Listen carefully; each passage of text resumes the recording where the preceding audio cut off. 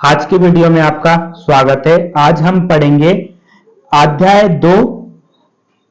हाँ, क्या हमारे आसपास के पदार्थ शुद्ध हैं कि नहीं है, जिसमें अध्याय 1 में यानी चैप्टर पार्ट 1 में पढ़ा था कि जो मिश्रण होते हैं, मिश्रण कितने प्रकार के होते हैं, मिश्रण के समांगी और विषमांगी मिश्रण, विलयन के बारे में पढ़ा था। आज हम पढ़ेंगे मिश्रण को पृथक करने के तरीके। लेकिन इससे पहले यदि आपने फर्स्ट पार्ट नहीं देखा है इसका, तो फर्स्ट पार्ट देखें, फिर इसके बाद सेकंड पार्ट को देखें। इस वीडियो के डिस्क्रिप्शन में हम फर्स्ट पार्ट की लिंक डाल देंगे, तो आप उसे जाकर जरूर देखें। और इसी डिस्क्रिप्शन में हम हमारे व्हाट्सएप ग्रुप की लिंक प्रोवाइड कर देंगे, जिससे आप हमारे चैनल को सब्सक्राइब या हमारे व्हाट्सएप ग्रुप से ऐड हो जाएंगे। और हमारे चैनल को सब्सक्राइब जरूर करें। आपके मोटिवेशन से ही हमें नई नई चीजें एक्सपेरिमेंट करने को मिलते हैं। तो चलिए हम स्टार्ट करते हैं। मिश्रण को पृथक करने के तरीके। यहां पर यदि हम तरीकों की बात करें तो फर्स्ट तरीका आता है बाष्पीकरण।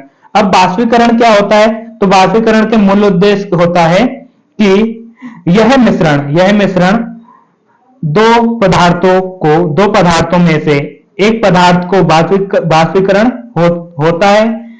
जैसे एक पदार्थ का गलनांक दूसरे पदार्थ से क्या होता है? कम होता है, वह इस प्रकार अलग हो जाता है। जैसे सामग्री, हम रंग जिसका क्वथनांक ज्यादा होता है। पानी, बीकर, वॉच ग्लास, जब हम पानी में गीले रंग को गर्म करते हैं, पानी में गीले रंग को हमने गर्म किया, तो वह क्या होता है? पानी बाष्पित होकर उड़ जाता है, और रंग जो वॉच ग्लास रहती है उस पर क्या रह जाता है? केवल रंग ही रह जाता है। तो इस प्रकार हम कह सकते हैं कि यह पृथक्करण की विधि हो सकती है। जैसे हम कभी कभी आपने देखा होगा मावा बनाते हैं, तो मावा बनाने के लिए हम क्या करते हैं कि दूध को उबालते हैं। उतना उबालते हैं कि जब तक कि वह ठोस अवस्था में परिवर्तित ना हो जाए, यानी कि उसकी जो जल की मात्रा रहती है, जल की मात्रा क्या हो जाती है, उसमें पूरी तरह से जल खत्म हो जाता है या नष्ट हो जाता है। अब हम आगे देखेंगे। यह जैसे बीकर को हम गर्म करते हैं, यह आपको चित्र दिख रहा है। बीकर को हम गर्म करते हैं तो इसमें जो भी हम कलर मिलाते हैं, तो वह और पानी मिलाते हैं, तो पानी वाष्प बनकर ऊपर चला जाता है और पात्र में केवल क्या बचता है? कलर ही बचता है। अब हम बात कर लेते हैं अपकेंद्रीकरण। तो अपकेंद्रीकरण क्या है? मूल उद्देश्य, जब किसी पदार्थ को तेजी से घुमाया जाता है तो भारी कण नीचे की ओर दबाव में बैठ जाते हैं और हल्के कण क्या ऊपर की ओर रह जाते हैं। जो भारी कण रहते हैं वो दबाव में बैठ जाते हैं और हल्के कण ऊपर चले जाते हैं। जैसे उदाहरण के लिए दूध से क्रीम पृथक करना। तुमने देखा होगा, जब हम जानते हैं टोस्ट को दूध और डबल रोटी किसे कहते हैं। जब यदि हम किसी बीकर में या परख नली में हम कण को ले लेते हैं या फिर कुछ घोल ले लेते हैं, जैसे हमने ले लिया, माना कि दूध ले लिया, दूध में कुछ कण मिला दिए और वहां पर हमने डिटर्जेंट भी डाल दिया, तो उसमें हम देखेंगे कि जब हम उसको हिलाते हैं जोर से, हिलाने के बाद जो भारी कण रहते हैं वह सतह से नीचे बैठ जाते हैं, हल्के कण सतह से थोड़ा ऊपर आ जाते हैं और जो बहुत ही हल्के रहते हैं वह सतह के ऊपर तैरते हैं। जब शराब या रक्त जांचने के लिए प्रयोगशाला में इसका इस्तेमाल प्रयोगशाला में किया जाता है। क्रीम में से मक्खन बनाने में किया जाता है। वॉशिंग मशीन में कपड़ों से निकालने वाले पानी के लिए इसी विधि का उपयोग किया जाता है। अब हम बात करते हैं पृथक्करण कीप की, कि पृथक्करण कीप क्या होता है।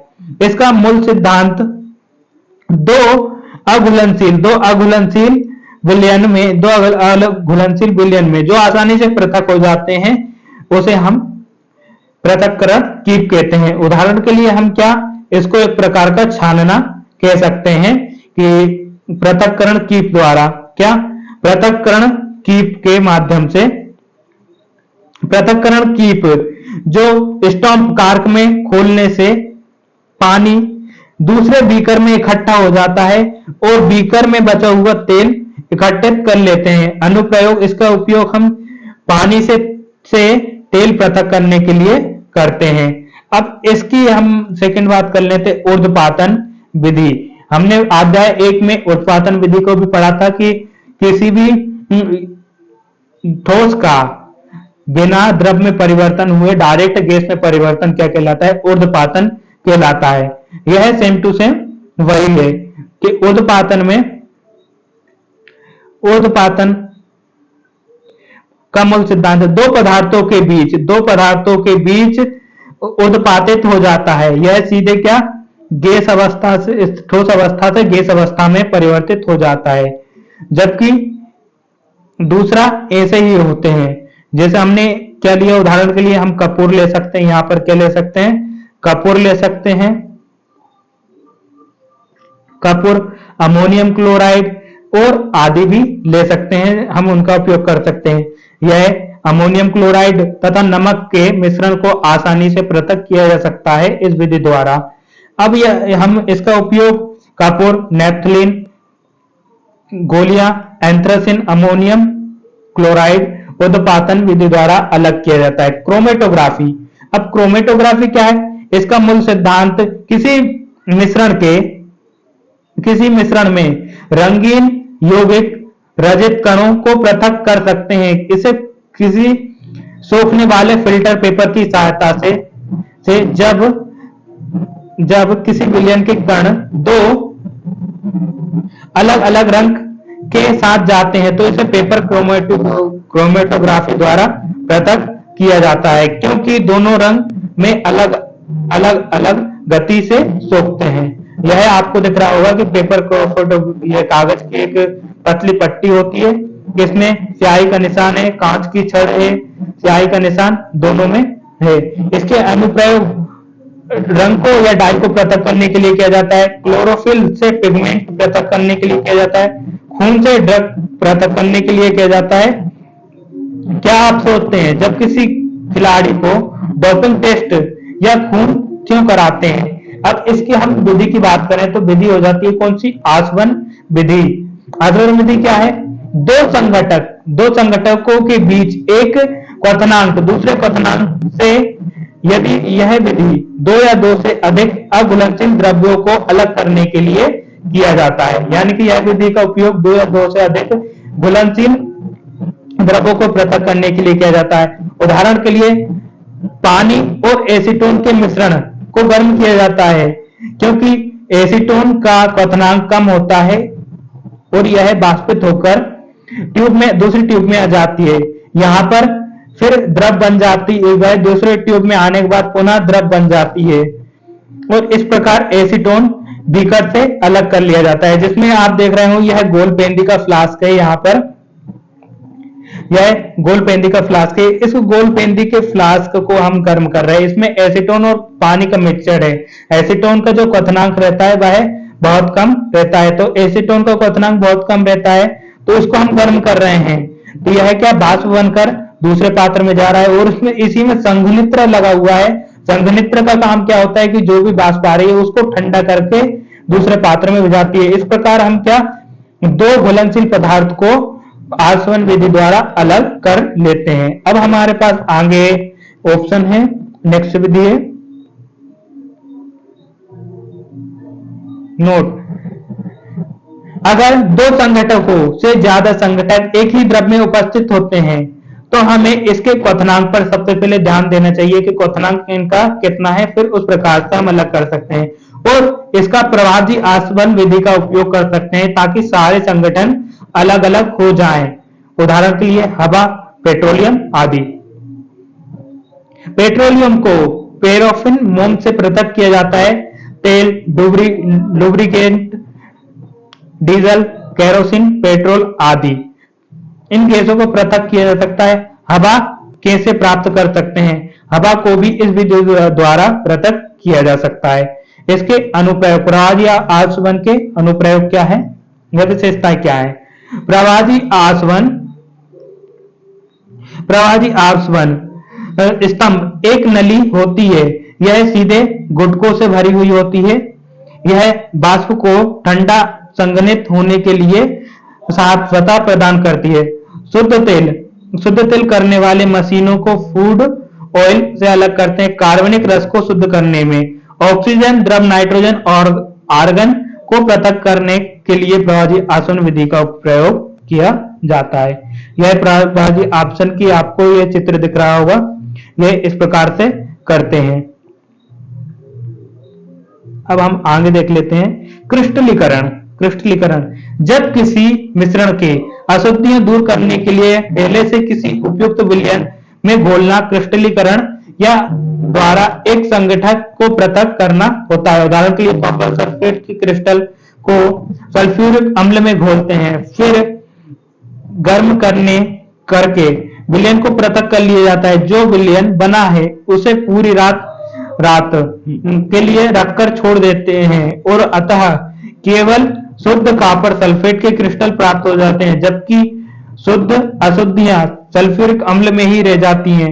इस विलयन को फिल्टर पेपर की सहायता से छान लिया जाता है और शुद्ध क्रिस्टल प्राप्त कर लिए जाते हैं। वाष्पीकरण क्रिस्टलीकरण से क्यों बेहतर है? तो वाष्पीकरण क्रिस्टलीकरण से बहुत अधिक बेहतर है। निम्नलिखित में से उत्तम क्या है? निम्नलिखित कारणों में उत्तम कारण क्या है? तो कुछ ठोस विघटित हो जाते हैं और कुछ ठोस गर्म चीनी के समान झुलस जाते हैं। हम इसमें क्या करते हैं कि जो वाष्पीकरण क्रिस्टलीकरण से इसलिए अधिक बेस्ट है कि इसमें कण जो रहते हैं वह झुलसते नहीं है और हमें समान मात्रा में प्राप्त होते हैं। छानने के पश्चात भी कुछ अशुद्ध विलय पदार्थ विलायक में रह जाते हैं और इसमें अशुद्धियां रह जाती है। वाष्पीकरण से ये अशुद्धियां संशोधित नहीं होती हैं, यानी कि वाष्पीकरण है उसे क्रिस्टलीकरण की अपेक्षा बहुत अधिक बेहतर माना जाता है। इसके पीछे का यह कारण है कि जब हम इसको वाष्पीकृत करते हैं तो यह आसानी से वाष्पीकृत हो जाता है और पूरी तरह से एकदम शुद्ध पदार्थ प्राप्त होता है। हम इसका उपयोग समुद्री नमक को साफ करने में करते हैं, क्रिस्टल को पृथक करने में करते हैं। जल या निकाय को शुद्ध करना, जल शोधन में इसका हम उपयोग कर सकते हैं। अपसाधन टैंक, भारण टैंक और आदि।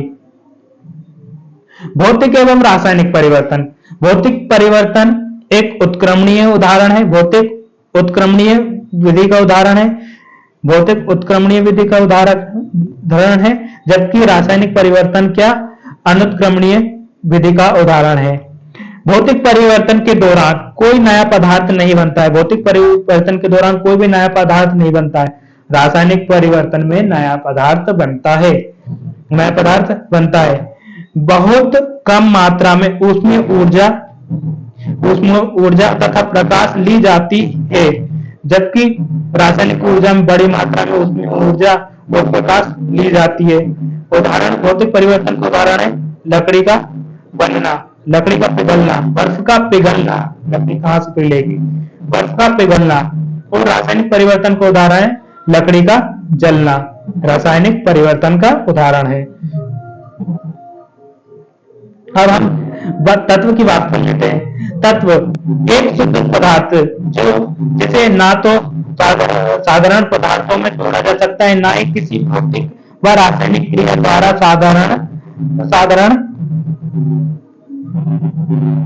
साधारण पदार्थों में बनाया जा सकता है, जैसे लोहा, सोडियम आदि।